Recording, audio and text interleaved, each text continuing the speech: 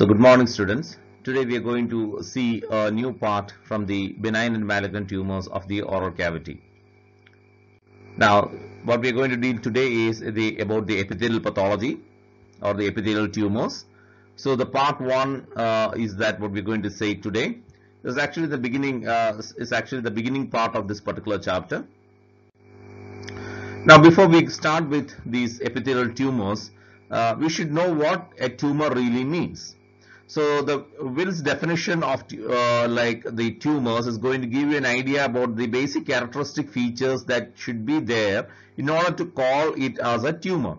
Okay, so what is basically what is the literal meaning of tumor, or the word tumor? That is new growth. Okay, so if you define a tumor, that is a neoplasm or a new growth, it can be defined as an abnormal mass of tissue. It is not a normal mass of tissue. It is an abnormal mass of tissue, the growth of which exceeds and is uncoordinated as that of the normal tissue. Okay, so the growth of this particular mass of tissue is more than that of the normal tissue. That is why it is growing out as a tumor, as a new growth. Okay, and it persists in the same excessive manner after the cessation of the stimuli which evoke the change. For example, if imagine that a trauma or some kind of a stimuli like trauma or exposure to tobacco or a carcinogen like tobacco is causing the growth. Even if you remove the cause of trauma, or even if you remove the carcinogen, even after that the growth should not stop. It should continue in the same excessive manner even after the cessation of the stimuli. So this feature also is important if you want to call it as a tumor. So this is a feature that is going to differentiate a neoplasm from that of a hyperplasia. For example, imagine there is a small trauma to that site, and as a reaction to this trauma there is a growth growing out. You remove the cause of trauma, and if the growth subsides, that is not a tumor, that is just a reactive hyperplasia. But if it is a real tumor, even after you remove the cause of the trauma, the tumor or that particular growth will still keep on growing. Okay, it has achieved an independence to that reaction. Okay, even after the removal of the stimuli, it will keep on growing. So then only it qualifies to be called as a neoplasm. So what are the characteristic features that qualifies it to be called as a neoplasm? One is it should grow more than the normal counterpart, and it should be it should be uncoordinated. Okay, it should not be controlled. The growth of this particular neoplasm should not be controlled. The third thing is, even after the cessation of the stimuli which evoke the change, the tumor or this growth should keep on growing. Okay, so it has achieved an independence from the reaction or from the stimuli which evoke the change. So even after you remove the stimuli, still this should keep on growing. Then only it qualifies to be called as a neoplasm. So these are the characteristic features that should be there if you want to call a particular growth as a neoplasm. So again, let me repeat the definition for you, because this definition is very important. Everybody will, during the time of Viva, they will ask this definition, so you need to by heart this definition, but understanding the definition becomes easier for you.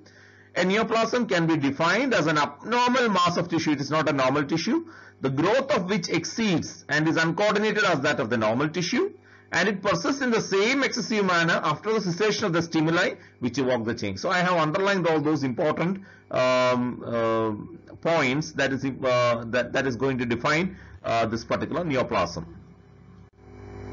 So when you talk about neoplasm, again we are going to categorize these neoplasms into two categories.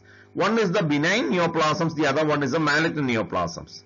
So benign means it's something, it has got a limitation in its growth, and since it has got a limitation in its growth, the amount of harm it can cause to the patient, to the host, is going to be very limited, and it can be retreated. While when you talk about malignant tumors, these are tumors which has got unlimited growth, and it can spread all over the body, and which can often cause the death of the patient. Okay, so that is a basic difference between benign and a malignant growth. Depends upon the aggressiveness of its growth. We have divided these tumors into benign and malignant. Now let's see what are the characteristic features and how it is how the contrast is there, or how is the difference between, and what are the differences between this benign and malignant growths. The first one is benign growths are all slow growing growths, while in the case of malignancy, they are usually, majority of them are fast growing tumors. If it's a benign growth, it is usually encapsulated. That is, there is a kind of fibrous capsule which surrounds this tumor, so that which surrounds the extension of these tumors. While malignant tumors, there is no encapsulation, or there are no boundaries for it. Okay, it just spreads everywhere. Benign tumors are non-invasive. You can clearly see a separation between the tumor cells and the normal adjacent tissue. While in the case of malignancy, you see that the tumor cells are seen infiltrating down into the adjacent normal tissue.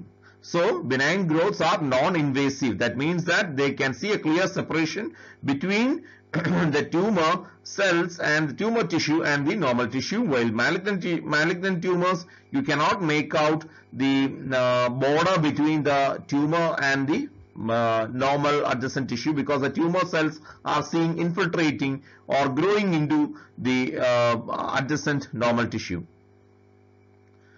The important characteristic feature that differentiates between a benign and a malignant tumor is whether it undergoes metastasis or not. What do you mean by metastasis? From the area where the tumor is growing, if it can travel to distant sites via blood vessels, via lymphatic channels, so that, or through the body cavities, that is what you call as metastasis. Now, benign tumors will not undergo metastasis. And one of the cardinal or the defining feature of a malignancy is it has got the capability to undergo metastasis. And usually benign tumors are well differentiated. I'll explain what you mean by well differentiated in the coming slides when we talk about squamous cell carcinomas. But briefly I will tell you, if the tumor cells, remember tumors are all abnormal tissue. Okay, so if these tumor cells resemble like the parent tissue, how much morphological resemblance is there? How much closely it is resembling morphologically to its parent tissue, that is what you call as well differentiated. Okay, it is like, well differentiated. Now, when it comes to malignancy, sometimes it's very difficult to identify the parent tissue based on the morphology of the malignant cells, because the malignant cells have undergone so much of a change, and so that it doesn't even resemble like the tissue from which it has originated. So they are poorly differentiated. We will explain this a little bit more elaborately when we talk about squamous cell carcinoma. Now, usually benign tumors, when we try to name them, we will give a suffix oma to it, adenoma, papilloma. So like that, we give oma to a suffix, so it becomes easier for the reader that we are talking about a benign tumor. But when it comes to malignancy, we will give the suffix carcinoma or sarcoma. Carcinoma, especially if it is a tumor of epithelial differentiation. Sarcoma, if it is a tumor of mesenchymal differentiation. Now, basically what you need to remember is that you can divide all the tissues in the body into 4 categories as epithelium, connective tissue, neural tissue and muscle tissue. So of this, like connective tissue, neural tissue and muscle tissue, we have already discussed in the previous classes along with your senior batch. So here we are going to talk about the most important one, especially when it comes to dental surgeon, that is the epithelial tissue. Now, in this particular histopathological picture, you can see that the epithelium is there and underlying connective tissue is there. So what is being marked along the red box is the epithelial tissue. So we are going to talk about this particular epithelial tissue in this coming classes. Now, there are 2 important things. I think 2 or 3 important points that you have to remember that characterizes the feature of epithelial tissue. The first one is the epithelial tissue, the epithelial cells in the tissue, they are closely attached to one another. There is no space between the epithelial cells. The cells are attached to one another by means of desmosomes. And the epithelial cells are, or the epithelial tissue is separated from the underlying connective tissue by means of a basement membrane. The next feature is epithelium is an avascular tissue. It doesn't have blood vessels in it. And the protein that the epithelial tissue produces is known as keratin. And normally you should see, if you remember what you have learned in your oral histology classes in your first year, normally the stratum corneum layer, we have the different layers of epithelium, that is a stratum basale, stratum spinosum, stratum granulosum and stratum corneum in the keratinized mucosa. The stratum corneum layer is the layer wherein which you are going to see, histologically you are going to see keratin. Otherwise, they are all still producing keratin in their cytoplasm. So these are the important characteristic features that you have to remember when you talk about epithelial tissue. The main thing is epithelium is separated from the underlying connective tissue by means of a basement membrane. Cells are attached to one another by means of desmosomes. It is an avascular tissue and it has got it produces a protein known as keratin. So these are the defining features of the tissue that we call as epithelium.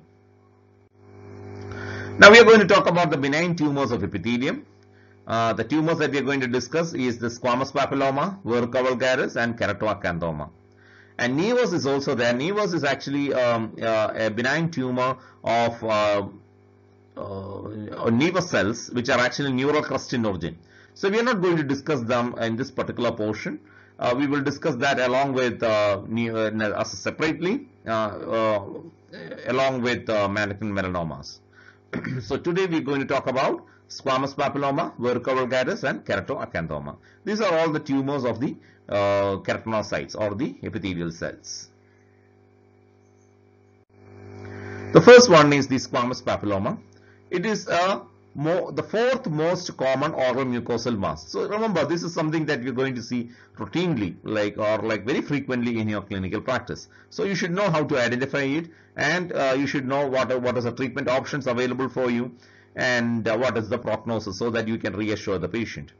And remember, many of the tumors in the epithelium are caused by a particular kind of virus known as human papilloma virus. Remember, it's called human papilloma virus or HPV virus. Now this human papilloma virus has got like various subtypes based on their genetic differences. We have so many different subtypes of human papilloma viruses, out of which HPV subtype 6 and 11 are the most commonly seen or the ones that are responsible for this squamous papilloma. And squamous papilloma has got the lowest infectivity and the virulence. Okay, they don't spread to distant sites, and once you excise it, the possibility of this to come back again is very less. So the viruses causing the squamous papilloma are not very virulent, and so the squamous papilloma also is a very benign type of lesion. Now how do they look clinically? They usually, as you can see here in the picture marked by the red circle, you can see it. You can see the squamous papilloma on the tongue. It usually presents as an exophytic mass with numerous finger-like projections. You can see those finger-like projections, and usually they may have a roughened. Sometimes you can see them having a roughened cauliflower-like appearance also, and it is a well circumscribed and a pedunculated tumor. Now the question comes, what do you mean by pedunculated? Pedunculated means the base is smaller than that of the surface of the lesion. That is what you mean by pedunculated. Then the question comes, what is sessile? Sessile means the base is broader than that of the body of the lesion. That is what you mean by sessile. So these are the two terminologies that we routinely use in order to describe a particular lesion. I think I had already mentioned about this in your regular classes. So this papilloma, squamous papilloma, is usually a well circumscribed and pedunculated tumor, and it usually appears it is painless, and it appears white in color. The reason why it has got a white color is because it produces a lot of keratin on the surface, and this keratin, when it becomes wet because of saliva, because of the imbibition of saliva, it appears white in color in the oral cavity.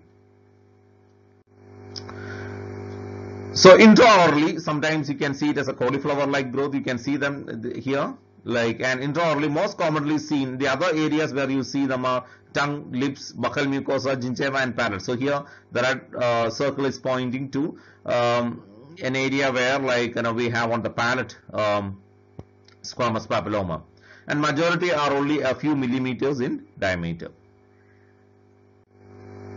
Now when you take when you excise this lesion and when you look at the histopathology, you are going to see numerous finger-like projections. You can see numerous finger-like projections extending above the surface of the mucosa. You can see these finger-like projections as indicated by the red arrows. Now when you look carefully, you will see that there is a proliferation of the spinous layer of the epithelium. This is known as acanthosis.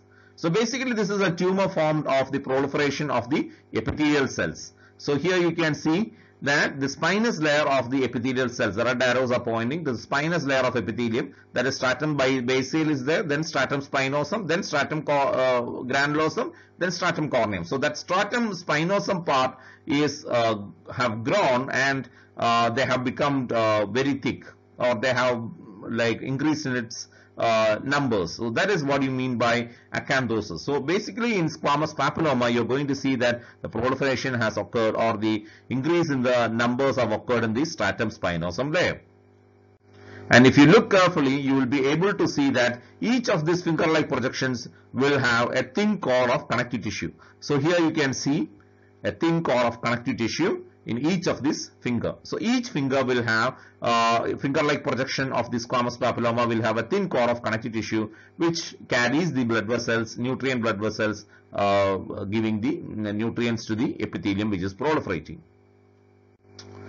Now another important feature that you're going to see is the HPV infected cells of the squamous papilloma. We know that the major reason for causing the squamous papilloma is the HPV infection, or the human papilloma virus infection. So the epithelial cells which are infected by the human papilloma virus are going to show a characteristic feature. These cells will have a perinuclear space. Okay, a perinuclear clear spaces will be seen, and the nucleus will be reduced in its size, or nuclear pycnosis will happen. Okay, so this type of, so you can see these kind of cells, HPV infected cells here. You can see that around the nucleus there is a white space. Okay, that is the perinuclear clear spaces. Separating the nucleus and the cytoplasm, you can see there is a clear space. And these HPV infected cells are known as koilocytes. These cells are known as koilocytes. Okay, remember the name koilocytes. You have to write about koilocytes when you're talking about any of these benign epithelial HPV infected tumors.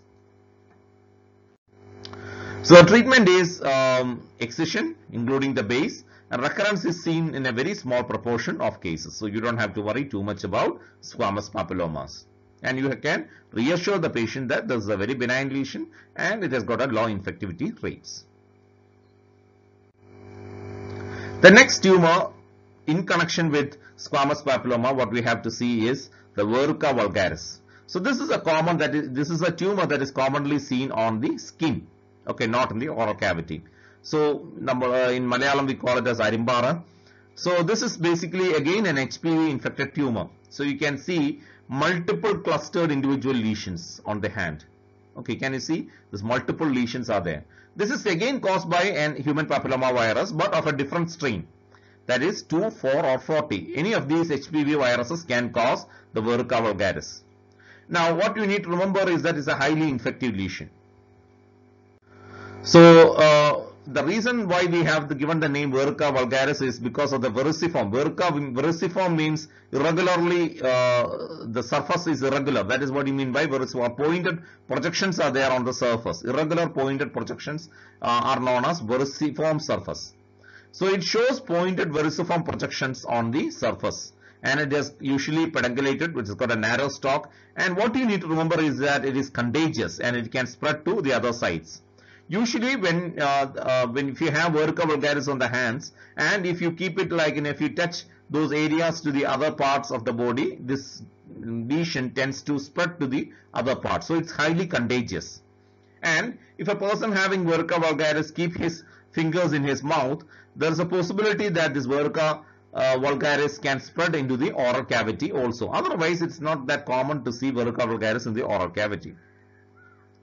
So here the red arrow is pointing to a verruca vulgaris. Now, usually verruca vulgaris is uncommon in the oral cavity, but as I have told you, it can occur in the oral cavity due to auto-inoculation. That is, the person having a verruca vulgaris is keeping the fingers in the mouth, and the oral mucosa gets infected by these HPV viruses, and you're going to get the verruca vulgaris in the oral cavity. And usually the lesions, it resembles very closely similar to that of our squamous papillomas, and the lesions grow fast, reaching to a maximum size of around 5 mm. And usually the surface is white due to the considerable amount of keratin that is being produced. So here you can see the red arrow is pointing to a verruca vulgaris on the lateral to the ventral aspect of the tongue. You can see that the surface is white in color. Now, when it comes to the histopathology of verruca vulgaris, you are again going to see that the epithelium is proliferating and producing this particular tumor. So, you are seeing a proliferation of the hyperkeratotic. So, more amount of keratin production is there. So, this red arrow is pointing to the excess amount of keratin that is being produced. Okay. So, proliferation of hyperkeratotic stratified squamous epithelium. And you're going to see that the proliferation of the epithelium is like a finger-like projections. So here the blue arrows are all pointing to the finger-like projections of the growing epithelium. And when you look, if you try to observe the retiridges of this epithelium, you can see that all these retiridges are seen converging towards the center. So here you can see all the retiridges are directed like towards the center or converges towards the center, and this is known as cupping effect. This is known as cupping effect. And again, you're going to see, when you look at the high power, you will see lot of koilocytes. Remember, koilocytes are HPV infected epithelial cells with a perinuclear halo and pycnosis of the nuclei. So you should remember what is koilocytes. So the two important things that you have to remember in the histopathology of verruca vulgaris is hyperkeratosis, acanthosis is there. Then you're going to have finger-like projections. You're going to see the cupping effect and abundant koilocytes. The treatment again is excision. The last lesion that we have to learn in this particular category is the keratoacanthoma. Okay, the other name for keratoacanthoma is self-healing carcinoma. Remember, it has got clinical and histopathological features resembling to that of carcinoma, but it is not a real malignancy. Okay, it will heal by itself. That is why it is known as a self-healing carcinoma. So usually in the exams they will ask this question. This is an important short note question that is being usually asked. So you should remember, sometimes they may ask self-healing carcinoma. So you should know what you mean by self-healing carcinoma. As the name indicates, it's a self-limiting epithelial proliferation. It is a self-limiting epithelial proliferation. And it has got clinical and histopathological features resembling to that of a squamous cell carcinoma. That is why it is called as a self-healing carcinoma. Okay. And usually you see cutaneous lesions. You don't see this keratoacanthomas inside the oral cavity. You see them usually in the skin areas. Usually this keratoacanthoma are associated with the pilosebaceous glands, that is the sweat and the sebaceous glands. Okay, sweat glands and sebaceous glands of the skin is known as the pilosebaceous glands, which is seen along with the hair follicles. So these lesions are seen along with this pilosebaceous glands of the skin. The reason or the etiology for this particular keratoacanthoma is one is the exposure to sunlight, and the next one is the HPV infection. So here the HPV variants are the human papillomavirus variants which is causing this keratoacanthoma are HPV 26 and 37. So remember, since sun exposure is one of the causes, that's the reason why it is not seen in the oral cavities. It is usually seen in the facial skin. So rarely occurs before the age of 45, and this is 95% of these cases are seen on the sun exposed skin, and 8% of them are seen on the outer edge of the vermilion border of the lips. So here you can see a keratoacanthoma occurring on the vermilion border of the lip. So 8% of this keratoacanthomas occur on this particular site. Now how does the lesion appears? So usually it appears as a dome-shaped nodule. So here you can see a dome-shaped nodule. So it's usually firm, non-tender, and well demarcated. So there is no pain, and it is firm when you palpate it, and it is usually sessile. Sessile means the broad is base than that of the body of the lesion, and it's a dome-shaped swelling. And the blue arrows are all showing this dome-shaped swelling, and the central area you see a central plug of keratin. So here what you are seeing is a central plug of keratin. So usually the color of the lesion is of the normal color, or sometimes a little bit more pinkish or reddish. And the central plug of keratin is either yellowish in color, brown in color, or black in color. So the red arrow is pointing to this central plug of keratin. Now this is how usually a keratoacanthoma usually starts. So as they start on the skin, it undergoes a rapid enlargement and attains a size of around 1 to 2 centimeters within 6 weeks time. So it grows rapidly. So the patient becomes very apprehensive that the lesion is growing very rapidly. But what we need to remember is that as soon as it grows very rapidly, it starts to undergo regression also. So after around 6 weeks, it starts to undergo regression spontaneously. So by around 6 to 12 weeks, it heals by itself. So you can see the same lesion which has undergone regression. So that is the reason why it is known as a self-healing carcinoma. It's a self-limiting disease. It will, even if you don't give a treatment also, it is going to regress by itself. So when it comes to the histopathology of this particular lesion, so in the side we have the clinical picture of keratoacanthoma, and you can see the central plug of keratin indicated by the red arrow. So here in the histopathology also you can see the central plug of keratin, so indicated by the red arrow. So you have the central plug of keratin. Then the reason why we have a dome-shaped swelling is because of the proliferation of the epithelium. So the epithelium at the base will start showing proliferation down into the connective tissue. So here you can see the epithelium proliferating down into the connective tissue. Now the reason why we call it as a carcinoma, self-healing carcinoma, is it's not a real carcinoma. It is a lesion that resembles histologically and clinically like a carcinoma. So because the cells appear mature and it shows cellular atypical features like dyskeratosis or abnormal keratinization. So when it comes to the oral squamous cell carcinoma and epithelial dysplasia, we will discuss about these atypical features. So one of those atypical features is dyskeratosis or abnormal keratinization. You know that normally you are supposed to see keratinization in the surface of the epithelium, in the stratum corneum. But if you start seeing keratin formation in the middle of the epithelium or in the near to the basal layer or in the retial ridges, we call it as a dyskeratosis. When you get keratinization in these areas, it usually appears as a concentric ring-like fashion, in a concentric ring-like manner, and that is what you call as a keratin pearl. Okay, so here you can see a keratin pearl, and the red arrow is showing a keratin pearl within the one of the retial ridges of this keratoacanthoma. So, and you also see, you may see, like if you see closely, you will see keratinizing lesional cells. So these are all typical features or cellular atypical features that you see along with epithelial dysplasia or with squamous cell carcinomas. And because of these features, we still call it as a self-healing carcinoma, even though it's a benign lesion. And the surface, so what is interesting here is the surface epithelium at the lateral edges of these lesions are usually normal. So suddenly there is a change from a normal to a keratoacanthoma. So I am showing a normal adjacent lateral edges. So you can see the surface epithelium at the lateral edges, and they are pretty normal. So these are the histopathological features of keratoacanthoma. And what you need to remember is that you can do a surgical excision, but even if you don't do it also, this is going to shrink in course of time and it is going to undergo spontaneous regression.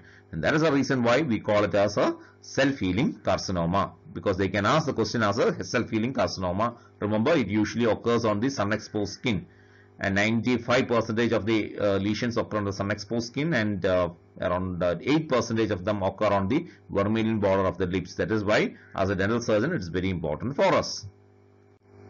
Thank you so much for your patient listening.